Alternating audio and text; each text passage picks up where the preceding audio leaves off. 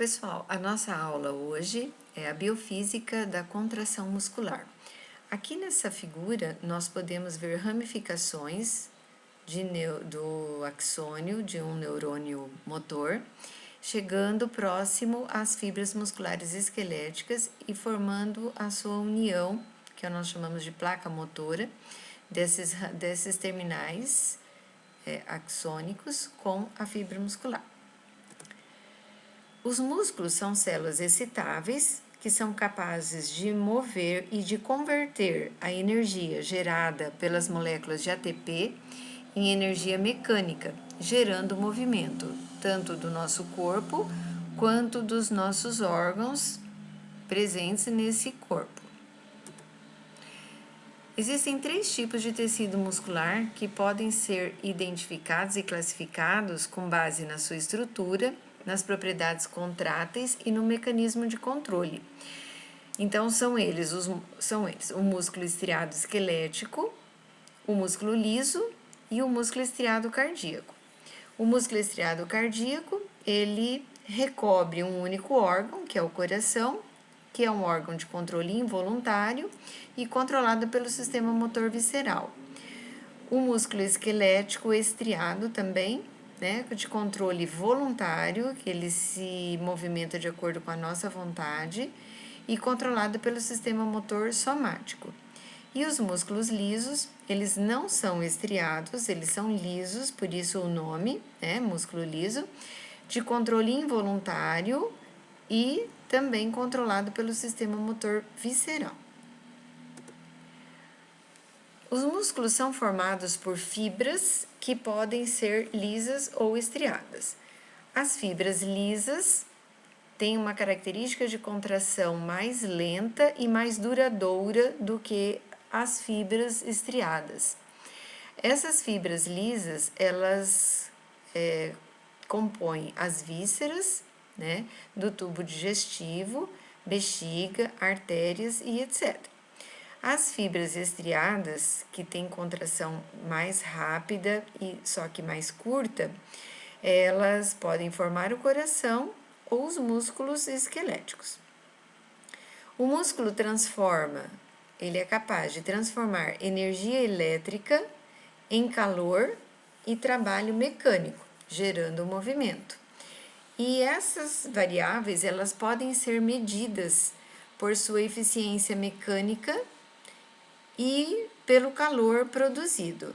Então, a eficiência mecânica desse músculo, ele pode ser calculado através do trabalho realizado, dividido pela energia gasta para realizar esse movimento. Então, nessa relação, irá mostrar quanto de energia virou o trabalho, se transformou em trabalho e quanto se gastou como calor. Os tipos de contração muscular, eles podem ser isotônica e isométrica. A contração isotônica é aquela onde existe movimento, onde vai haver movimento articular. Ela pode ser concêntrica, quando o músculo encurta, por exemplo, quando eu estou fazendo a flexão do meu bíceps, flexão aqui do braço, eu tenho um peso na mão e através dessa alavanca do peso na minha mão com o antebraço, eu vou promover o encurtamento do bíceps braquial, que é um músculo que fica na região anterior do braço. Então, esse músculo vai encurtar e o meu antebraço vai fazer esse movimento aqui de flexão. Ainda na contração isotônica, excêntrica, agora, o músculo vai realizar uma tensão, só que ele vai ser alongado. Então, o estiramento do meu antebraço, a extensão do meu antebraço, será realizado por uma contração excêntrica do tipo isotônica. Tá havendo trabalho muscular com movimento articular. Então, ela é uma contração isotônica, porém excêntrica, porque o músculo não está encurtando, e sim alongando. E a contração isométrica é uma contração estática.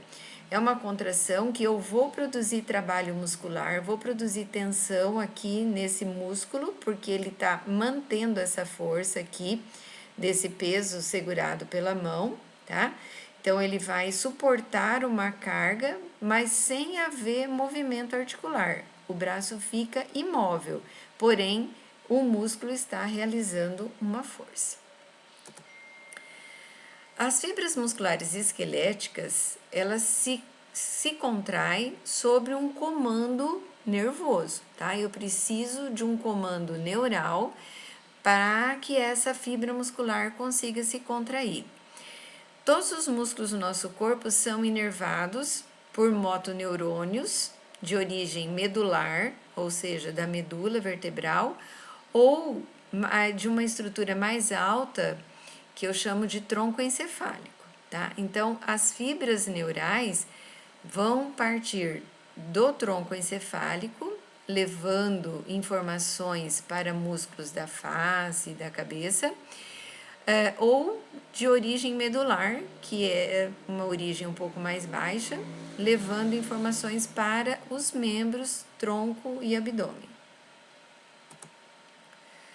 A junção neuromuscular é a união de uma ramificação axônica com a fibra muscular, tá?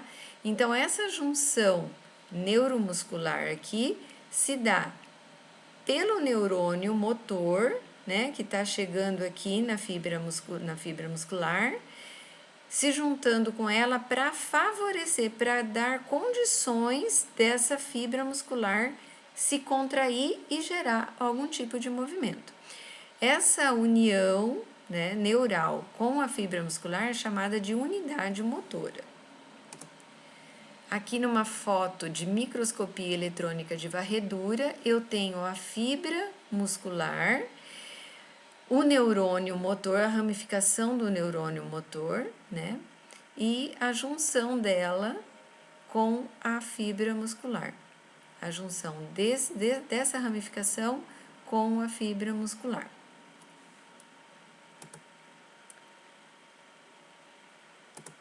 Então, pessoal, a transmissão do impulso nervoso na junção neuromuscular ocorre pela chegada de um potencial de ação gerado pelo sistema nervoso, né, central, de alguma parte específica do sistema nervoso central, e esse potencial de ação percorre esse nervo até chegar no terminal axônico, que é essa estrutura que nós estamos observando aqui. Então, como vocês podem ver, ó, eu tenho aqui um potencial de ação que chegou no terminal desse axônio, desse neurônio, tá? Esse potencial de ação, ele promove a abertura de canais de cálcio, tá? A gente está conseguindo observar aqui os canais de cálcio aberto e os cálcio entrando, né, no terminal desse axônio. Quando aumenta a concentração de cálcio no terminal axônico, esse excesso de cálcio faz com que as vesículas com neurotransmissor presente no terminal desse axônio se mobilize para a região de extremidade da membrana axônica. A membrana dessa vesícula contendo o neurotransmissor se aproxima tanto da membrana plasmática aqui, desse neurônio, que ela se funde, tá? Se funde com a própria membrana plasmática. Nesse processo de fusão da membrana da vesícula com a membrana plasmática, ocorre a liberação do neurotransmissor que está aqui dentro, que é a acetilcolina, tá? Essa acetilcolina livre, desculpa, essa acetilcolina livre aqui na fenda sináptica, nesse espaço entre as duas células, né? Aqui entre a célula neuronal e aqui a célula muscular, essa acetilcolina, ela vai se ligar a um receptor de membrana presente aqui na membrana plasmática da célula muscular, formando um complexo, tá, entre o neurotransmissor e o receptor da membrana, que é um complexo nicotínico, é um receptor nicotínico. Quando essa acetilcolina se liga a esses receptores nicotínicos, ocorre a abertura de canais de sódio. E o sódio presente aqui no espaço extracelular vai entrar aqui dentro da membrana, para dentro da membrana. Com a entrada de sódio para dentro da membrana, vai acontecer um potencial de placa motora. Não é ainda o potencial de ação, é um potencial de placa motora, tá? E esse potencial de placa motora, ele vai acelerar, ele vai estimular a despolarização da membrana, tá? Então, com a ligação da acetilcolina nessa proteína de membrana, é uma proteína de canal iônico, tá? Presente aqui na membrana, vai favorecer a entrada de sódio. Com a despolarização da membrana, vai haver a abertura dos canais de sódio e potássio, tá? E a abertura, o funcionamento dos canais de sódio e potássio promove uma despolarização realmente real agora, tá? Que é o potencial de ação gerado pela difusão de sódio e potássio para dentro e para fora da membrana. Aí sim, então eu consegui gerar e propagar o potencial de ação pela membrana fora, tá? A membrana plasmática da fibra muscular, da célula muscular. Essa membrana plasmática, ela também é chamada de sarcolema, ok?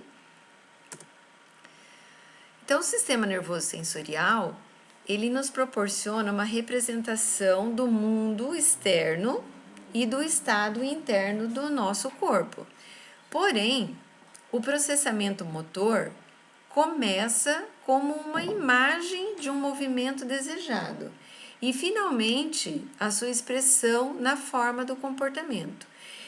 Então, a mentalização do mundo exterior do nosso próprio corpo tem como principal função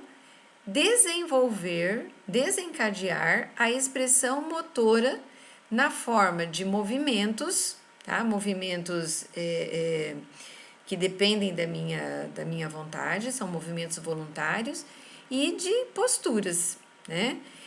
Ao contrário do sistema sensorial, que esse é o sistema motor, né? Ao contrário do sistema sensorial, que transforma sinais físicos e químicos do ambiente em sinais neurais, o sistema motor faz o inverso.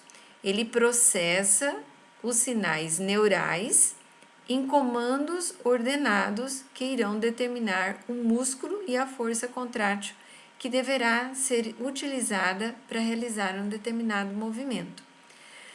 As fibras musculares esqueléticas são os elementos finais que vão traduzir esses códigos neurais com uma força contrátil ideal para que o movimento pretendido ocorra de forma equilibrada e correta.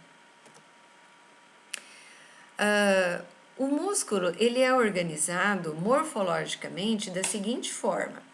Então, aqui eu vou ter um osso, um tendão que vai prender o meu músculo a esse osso, e esse osso, né, essa parte tendinosa aqui, a parte branca, é a parte que não vai haver contração, não tem movimento. O que contrai num músculo é a parte carnosa, tá? É essa parte mais vermelhinha. O tendão, ele não contrai, quem contrai é a parte carnosa. E essa parte carnosa, tá? Que compõe aqui o meu músculo como um todo, ele tem um envoltório, tá? Tem tipo uma capinha de tecido conjuntivo chamado de epimísio. Esse epimísio, ele reveste externamente o meu músculo para que ele fique firme e organizado. A partir desse tecido conjuntivo aqui externo, né, que recobre todo o meu músculo, chamado de epimísio, ele avança para o interior desse músculo. E esses avanços também de tecido conjuntivo formam uma estrutura chamada de perimísio. Esse perimísio, ele vai fazer uma proteção externa, tá? De cada fibra muscular, de cada conjunto, melhor dizendo, de cada conjunto de fibras musculares, que são chamadas de fascículos. Então, em volta de um fascículo, eu tenho perimísio, tá? E em volta de vários fascículos, eu tenho o epimísio, que é a membrana externa do músculo como um todo, tá ok? Aí eu vou retirar um fascículo aqui, aumentá-lo, tá? Em volta desse fascículo, eu consigo observar o perimísio e a projeção para o interior desse fascículo se transforma em endomísio, essa ramificação do perimísio que está aqui externamente ao endomísio, né? Então, vai formar o endomísio. Perimísio se projeta formando o endomísio. E cada endomísio, tá, recobre uma fibra muscular, tá? Então, aqui dentro, tá, eu vou ter uma fibra muscular. Aqui outra fibra, aqui outra fibra, outra fibra, outra fibra.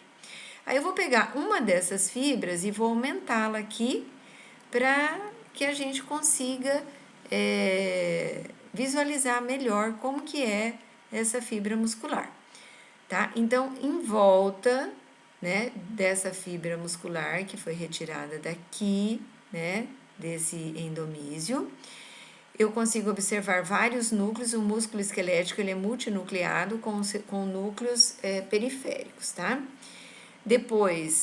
Logo depois da membrana plasmática, no músculo esquelético chamado de sarcolema, eu tenho o retículo sarcoplasmático, que corresponde ao retículo endoplasmático das outras células. E o retículo sarcoplasmático, ele é bastante desenvolvido, é super desenvolvido nas fibras musculares estriadas, certo? Ele é muito desenvolvido.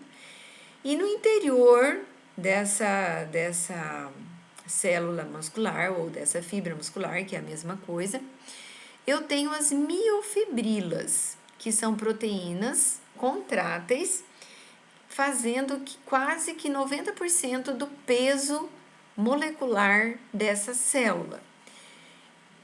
E eu tenho várias miofibrilas, né? Muitas miofibrilas formando uma única célula muscular. E essas miofibrilas são compostas por vários filamentos, principalmente a actina e a miosina, tá? Que são os filamentos grossos e finos dessa célula muscular. O músculo esquelético, ele é constituído, como eu acabei de falar, por feixes, né, paralelos, que vão formar as células musculares, que são as fibras musculares. Elas têm um diâmetro de 10 a 100 micrômetros, né, de largura, e o comprimento pode chegar até 20 centímetros, cada célula muscular, cada fibra muscular. Como eu já falei também, cada fibra muscular é envolvida por uma membrana, tá?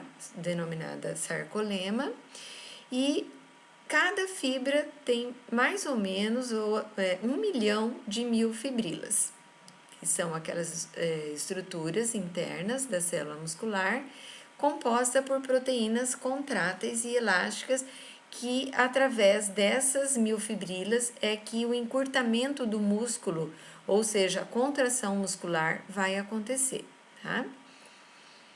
Cada miofibrila é formada por filamentos grossos e finos e intercalados paralelamente, né, entre si, formando as estrias. Por isso que esse músculo é denominado de músculo estriado, tá? Que ele é dividido por estriações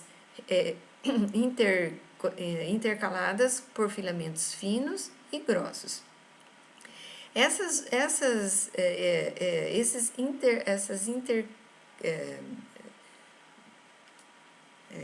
Como eu diria, essas miofibrilas intercaladas, né, elas formam unidades repetitivas, que nós chamamos de sarcômero.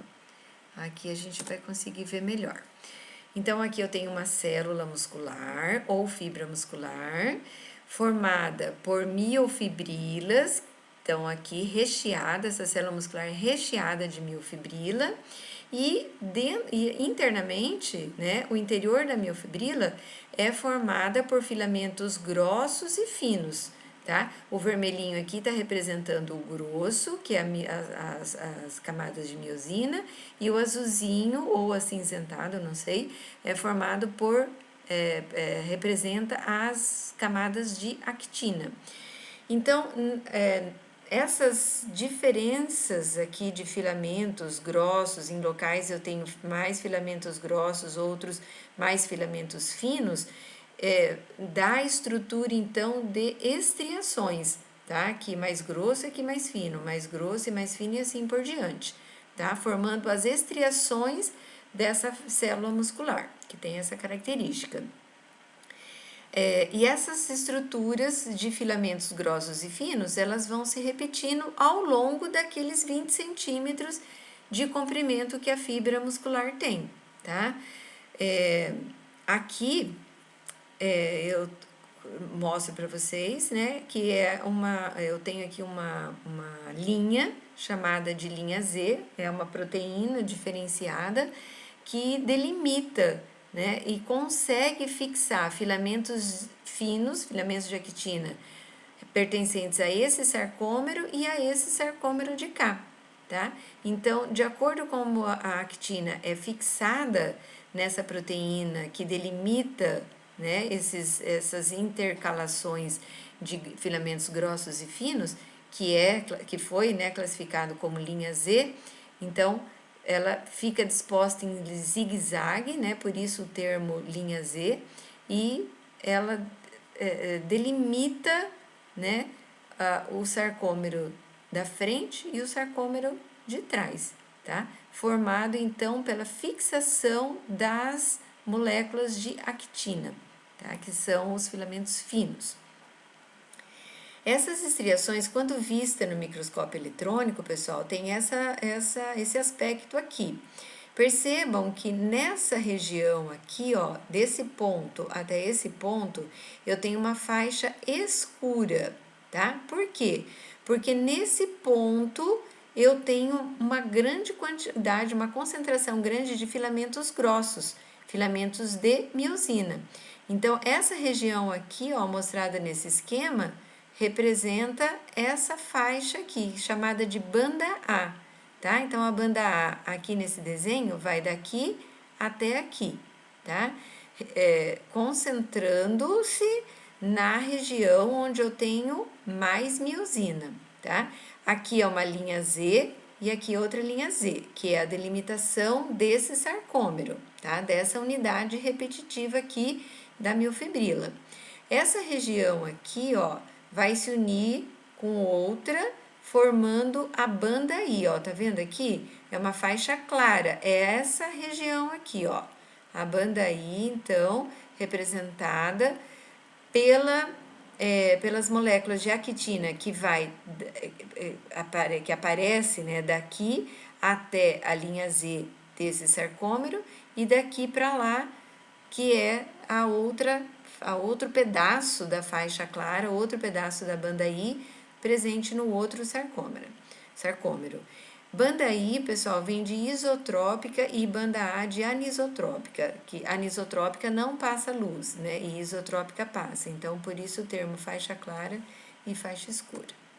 Aqui nesse desenho também, além das bandas A e bandas I, que a gente viu no slide anterior, a gente vê também uma outra linha, que é a linha M, que é essa linha central, né? Onde eu tenho apenas filamentos grossos, tá? Eu tenho na linha M somente o ladeamento por miosina, tá? E aqui a linha Z, que delimita o sarcômero, e a zona H, né? A zona H, ela é ocupada apenas por filamentos grossos, tá? Que ela vai, então, desse pedacinho de actina para cá, até esse outro pedacinho, o comecinho da outra actina aqui. Então, esse pedacinho aqui, que eu só tenho miosina, é chamada de zona H, tá? Na banda A, eu tenho filamento grosso e pedacinhos de actina. Na banda I, eu tenho apenas filamentos finos, né? E a linha M é a região central que estabiliza o centro do sarcômero. A mesma coisa, só que com uma foto de microscopia eletrônica e o desenho esquemático para vocês poderem analisar melhor a banda I, a outra banda I, a banda A, linha Z, linha M, tá? E ainda a comparação com essas mesmas estruturas com a foto de microscopia eletrônica. O filamento grosso, que é a miosina, pessoal, ela tem essa característica que a gente está vendo aqui nesse desenho, tá? Aqui eu tenho uma junção de filamentos grossos, né? Que é formado por uma cadeia leve, que ela é filamentosa, e uma cadeia pesada, que é a cabeça dela, tá? Então, a cadeia leve e a cadeia pesada se unem formando a miosina. E aqui, então, eu tenho várias miosinas, né, formando todo o filamento grosso. Na cabeça de miosina, né, aqui é a estrutura molecular filamentosa, que é a cadeia leve, e aqui é a cabeça dela. Nessa cabeça, nós observamos o sítio de ligação para a actina, é onde é o local da miosina, aonde a actina vai se ligar a ela, tá?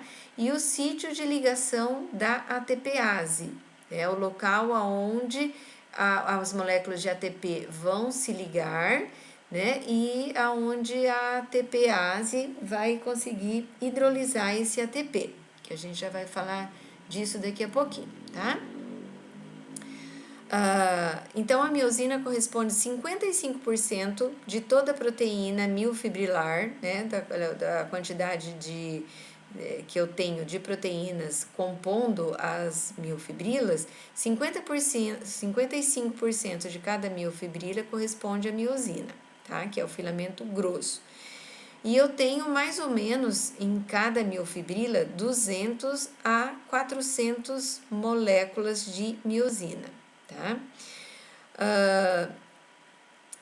As moléculas de miosina vão formar um feixe, aonde as suas cabeças se destacam do eixo central e se dispõem bem próximos do filamento de actina.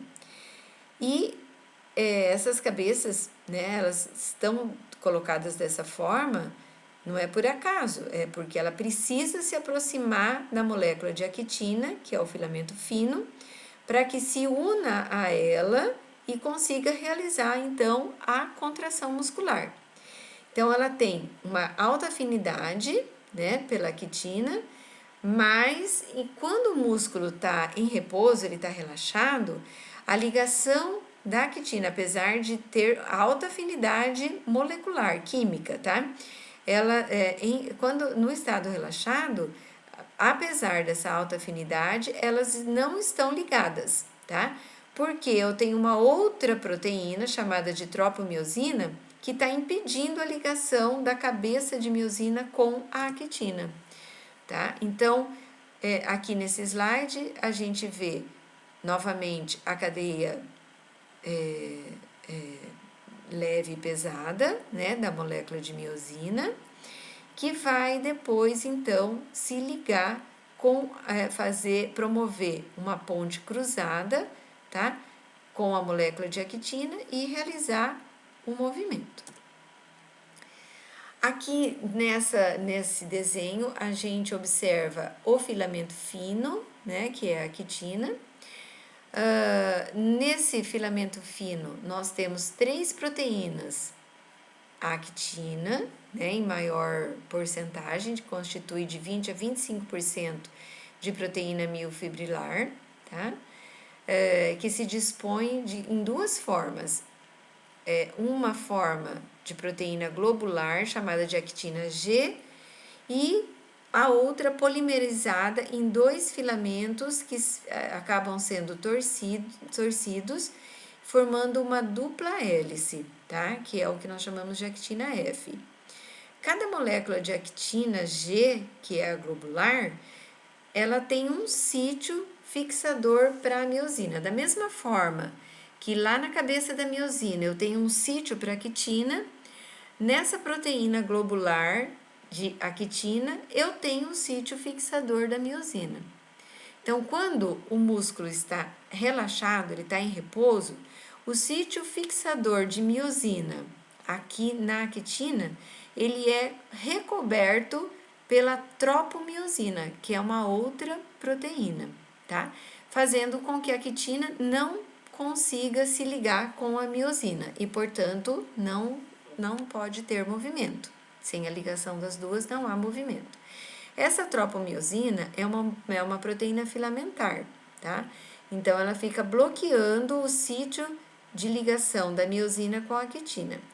Quando ocorre a contração, essa tropomiosina se desloca e a actina consegue se ligar à miosina. Nós temos ainda a terceira proteína, né, desse filamento fino, que se chama troponina. A troponina é formada por 3 proteínas globulares diferentes: a troponina T, a I e a C. A troponina T fixa o complexo da troponina à tropomiosina, né? Então, aqui eu tenho uma molécula de tropomiosina e aqui a troponina T, que promove a ligação a ligação dela com a tropomiosina, tá? Da tropomiosina com a troponina, com a actina globular G, tá? A troponina I, ela recobre o sítio fixador de miosina na actina junto com a tropomiosina, inibindo a interação da actina com a miosina. A troponina C é uma proteína globular também fixadora do cálcio. Então, quando a concentração intracelular de cálcio aumenta, esse cálcio vai se ligar à troponina C, vai alterar a conformação dessa troponina e, alterando a sua conformação, ocorre o deslocamento da tropomiosina da sua posição bloqueadora, tá? Então, ela retira a tropomiosina de cima desse sítio, fazendo com que a actina possa se ligar às cabeças de miosina, formando, então, as pontes cruzadas. Então, em repouso, o músculo está relaxado, a cabeça de miosina que está aqui tem o seu sítio de ligação aqui para a actina, mas como a actina aqui está recoberta, né, pela tropomiosina, não vai haver a ligação das duas, tá? Então, aqui nesse desenhinho um pouquinho maior, eu consigo ver a cabeça da miosina, o sítio de ligação na miosina para a actina, o seu sítio de ligação para a miosina, recoberto com tropomiosina, que é esse rosinha aqui. E aqui os 3 tipos da troponina, né? Troponina I, C e T, tá? Então, quando o cálcio se liga à troponina C, vai haver a remoção da tropomiosina, vai alterar a sua conformação e isso daqui vai se deslocar e vai liberar o sítio da actina para a cabeça da miosina, ocorrendo então aqui, ó, a ligação das duas, tá? O cálcio funciona como se ele chegasse ali e puxasse, né, puxasse a tropomiosina, deslocando essa tropomiosina, para que o sítio de ligação da miosina e da actina possam se juntar, tá? Quando eles se juntam, formou-se o que nós chamamos de ponte cruzada. Essa cabeça, ela vai se movimentar, tá? Ela vai ser tracionada e o músculo vai encurtar e vai produzir a contração e o movimento, tá? Aqui está repetindo, né, o que eu acabei de falar. E uma coisa que eu não havia falado ainda é que quando ocorre a fixação da actina com a miosina, ocorre a ativação da ATPase, que está presente na cabeça da miosina. A ativação dessa ATPase, dessa enzima, né, catalítica, vai haver a quebra do ATP em ADP e fosfato inorgânico. Quando ocorre a quebra desse ATP em ADP e PI, fornece energia, né? É uma ligação, é uma hidrólise química que vai fornecer energia para que as pontes cruzadas se movimentem, se dobrem, tá? E quando a ponte cruzada, então, se dobra, ela arrasta a actina, fazendo com que se desencadeie o deslizamento dos filamentos finos sobre os grossos, tá? Produzindo tensão muscular, produzindo contração do músculo e, consequentemente, movimento. Uma nova molécula de ATP chega próxima ao sítio da miosina e promove a dissociação da actina, rompendo as pontes cruzadas. Depois, novamente, vai acontecer hidrólise do ATP, liberando energia, formando novamente o movimento e assim por diante, produzindo contração e relaxamento, tá? Contração e relaxamento. Chegou uma molécula de ATP, as pontes cruzadas se desfazem, né? Tem o cálcio suficiente dentro dessa célula, no interior dessa célula, para produzir a retirada da tropomiosina, para haver a ligação do sítio entre actina e miosina, beleza, eu vou continuar tendo movimento, tá? Aqui é um esquema mostrando, novamente, eu vou repetir, né, a ponte cruzada que liga a cabeça de miosina na actina, tá? Houve a quebra do ATP em ADP e fosfato inorgânico e dessa forma produziu calor. Vejam que a ponte, né, se ligou aqui pela chegada do cálcio, se ligou, o ATP foi quebrado e gerou calor para que houvesse então essa energia térmica fosse transformada em energia mecânica, né? Foi o que aconteceu. Ela estava mais esticada aqui e foi tracionada, né? Arrastando daí a molécula fina sobre a grossa, arrastando a molécula de actina sobre a miosina. Com isso, então, aconteceu o movimento, tá? Aconteceu tensão e movimento, gerou movimento. Essa ponte cruzada, então, favorece o movimento. Chegou outra molécula de ATP aqui nesse ponto, tá? A ligação do ATP com a miosina se desfaz, né, promove, melhor dizendo, o desligamento da ligação de miosina com actina e depois numa nova situação, num novo processo de contração, vai acontecer, né, pela ATPase a quebra novamente do ATP em ADP e PI e a ligação então aqui da actina, depois o movimento dessa cabeça tracionando o filamento fino e provocando novamente a contração do músculo. Aqui está só repetindo a estrutura do sarcômero, quando relaxado e agora contraído, né? Percebam que os filamentos finos que eu tinha aqui, né? Eu tinha actina aqui e actina aqui. Olha a distância entre uma e outra. No processo da contração, olha o que aconteceu. A actina se deslocou em direção à linha M e desse lado aqui também. Então, eu tinha esse comprimento de músculo, agora eu tenho só isso daqui. O músculo encurtou, ou seja, produziu contração e movimento. Pessoal, os túbulos transversos é uma estrutura, e o retículo sarcoplasmático é uma estrutura muitíssimo importante para o funcionamento dessa célula, tá? Para gerar o que nós chamamos de contração.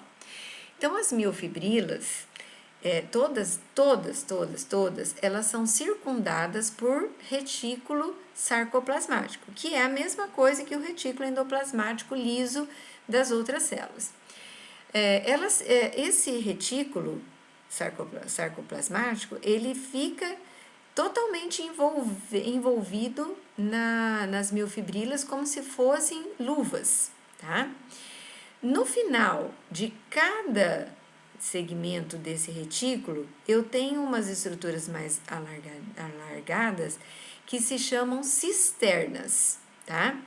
E dentro dessas cisternas, eu tenho uma grande quantidade de cálcio armazenado, tá?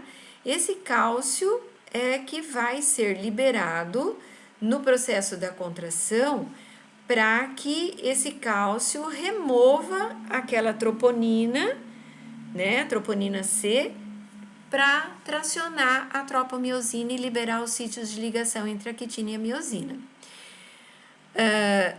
Entre essas cisternas, eu tenho a membrana plasmática ou sarcolema, né, da célula muscular. Essa membrana da célula muscular, ela vai sofrer invaginações, tá? Ela vai se prolongar, né, para o interior da célula muscular,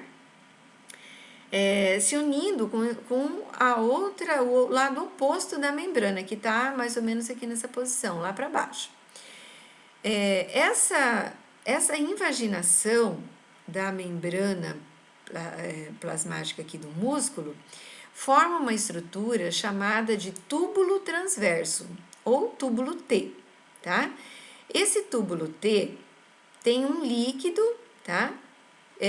Que é percorrido dentro dele, contínuo com o líquido extracelular, tá? Então, esses como se fossem canais, né, que percorrem aqui o interior, que começam na membrana plasmática e que termina também no outro lado da membrana plasmática.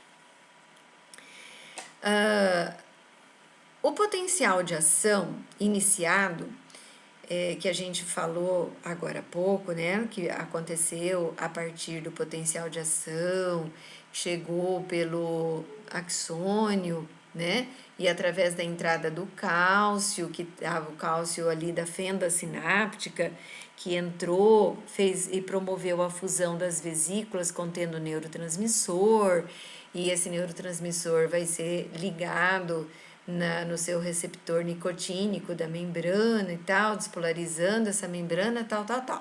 Então, esse potencial de ação que foi gerado por esse processo que eu acabei de relatar, ele é rapidamente conduzido por toda a membrana plasmática, tá? Da fibra muscular.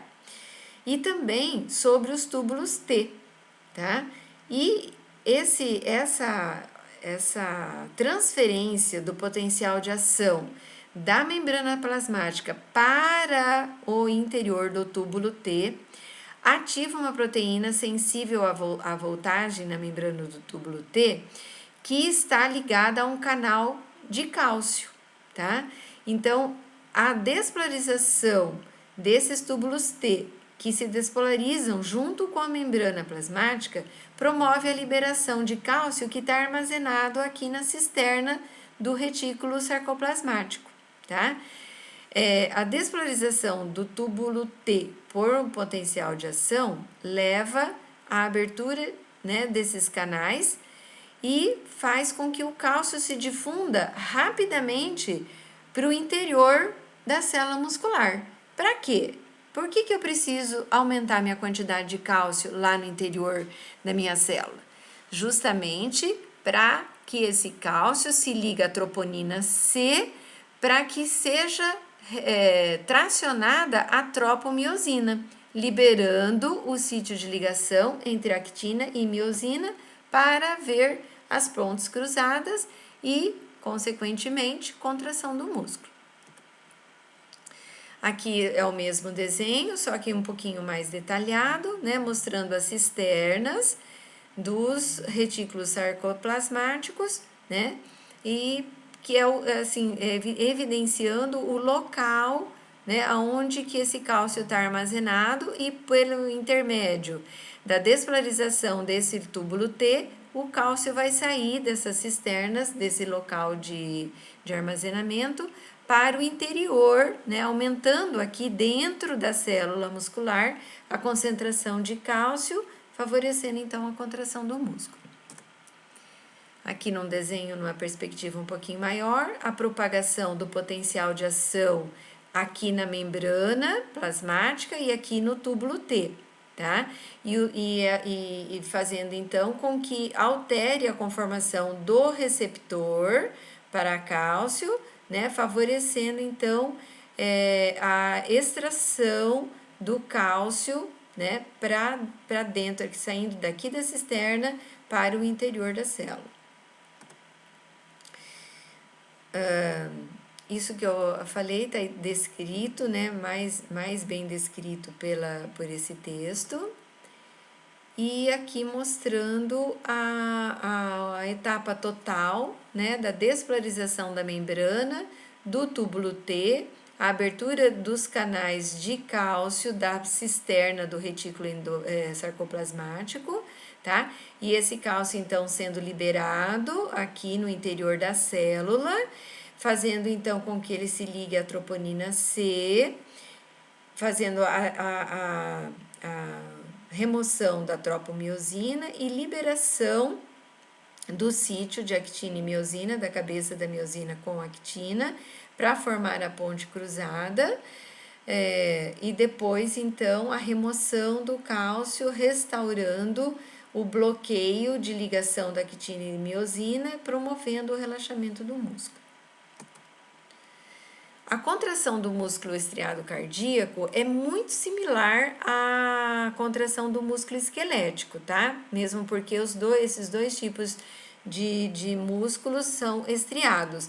Então, a célula do músculo estriado cardíaco tem retículo sarcoplasmático, tem miofibrila com actina e miosina, só que elas são células mais curtas do que as células do músculo esquelético e também com um diâmetro bem menor, tá? A grande diferença entre as células estriadas cardíacas e do músculo esquelético é que elas são dispostas de formas intercalares, né, com discos intercalares, fazendo a conexão, esses discos chamados de sincício, tá? Vão formar uma conexão em série entre as fibras cardíacas, tá? Estriadas cardíacas. Então, aqui a gente consegue ver a ligação, né, de uma célula com outra, numa forma, assim, formando tipo de uma rede. A isso nós chamamos de sincício funcional, tá? Fazendo uma comunicação muito grande, muito fácil e rápida entre todas as células cardíacas, tá? Uma velocidade de condução bastante alta. Portanto, a despolarização da membrana do músculo cardíaco acontece num tempo bem menor mesmo, tá? E ainda o mecanismo de contração, né? Quando eu tenho um potencial de ação causando a liberação dos canais de sódio, eu tenho também a liberação de canais de cálcio e sódio, tá? Específicos para esses dois íons, que permanecem abertos por mais tempo do que só os canais de sódio, tá? Então, ele fica alguns décimos de segundos a mais aberto, tá? Do que só os de sódio, e isso favorece, então, uma despolarização mais eficiente para a fibra cardíaca. A contração do músculo liso, ela é um pouco diferente, porque a estrutura desse tipo de músculo não é estriado, ele é liso, tá? Então, a actina e a miosina estão organizados em feixes bem longos, né? Que se estende de forma diagonal por toda a periferia da célula, formando um tipo de treliça, tá? Essa célula, ela não é multinucleada como na célula estriada, tá? Ela tem um núcleo só, cada célula, não tem sarcômero, não tem tropomiosina, não tem túbulo T, tá?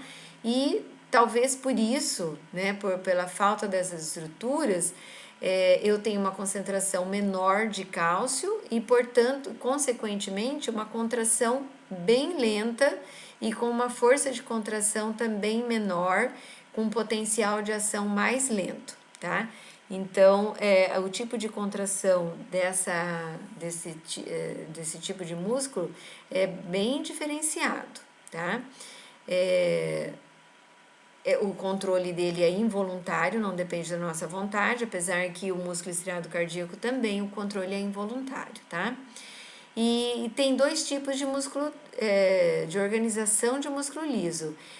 A forma unitária, que a contração acontece como uma unidade isolada, tá? Desculpe, como uma unidade unida, tá? Ela não é isolada, ela funciona junto, tá? E essas fibras, elas são unidas por estruturas chamadas de gap junctions, que eu acredito que vocês já tenham ouvido falar. São as junções comunicantes, tá? E a forma multiunitária, que cada fibra se contrai isolada uma das outras, tá? Um exemplo disso são os músculos da íris, tá? Os músculos que realizam a miose e outros que realizam a midríase, que são movimentos de abertura e fechamento da nossa íris, tá? E elas reagem ao estímulo da luz, né, no caso aqui, e são separadas, tá? Elas se organizam separadamente e funcionam separadamente. A forma de contração do músculo liso também está na dependência do íons cálcio, né? Mas que como não tem túbulo T, não tem cisterna nem nada, esse cálcio ele vai sair de dentro do retículo, mas numa quantidade mais baixa, tá? E através dos canais de cálcio, esse cálcio vai sair do retículo, vem aqui para o interior da célula e se liga a uma estrutura chamada calmodulina, tá? Formando o processo cálcio-calmodulina. Esse cálcio, ele vai ativar uma enzima de cadeia leve, tá? Que tem a função de ativar a miosina, tá? Então, o complexo cálcio-calmodulina ativa essa enzima quinase, que é a MLCK, tá? Ela estava inativa e agora com a presença do complexo cálcio-calmodulina, ela se torna ativa. E dessa forma, ela consegue fosforilar as moléculas de ATP em ADP e fosfato inorgânico, gerando calor, gerando movimento para que a cabeça de miosina se ligue à actina. Então, o processo de contração é mais fácil, né? É um pouco mais simples. Eu tenho uma quantidade diferente de proteínas, eu tenho outras proteínas, né, comparadas ao músculo estriado, e eu gero movimento a partir do calor da degradação de ATP em ADP, tá? Então, ela fica ativa, fica excitada, e essa cabeça de miosina consegue tocar pelo movimento dessa cabeça que sobe e encontra a actina e realizando então a tensão do movimento, a tensão do músculo liso, né? Contração da musculatura lisa. Por essa forma, né?